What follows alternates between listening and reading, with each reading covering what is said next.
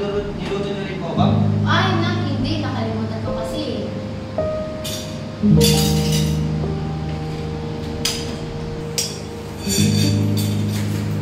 Oh, anak! Saan ka pupunta? No. Nak, pwede bang pumasok?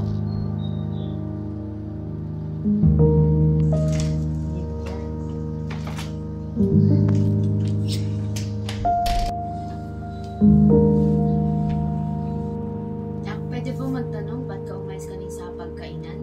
Naiinis kasi ako, ma. Dahil nakalimutan mo yung paborito kong pagkain. Samantalang kay Bunso, hindi mo man lang nakalimutan.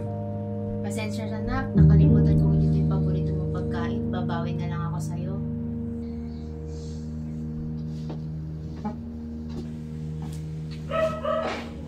Ito nga pala yung babang gusto mo.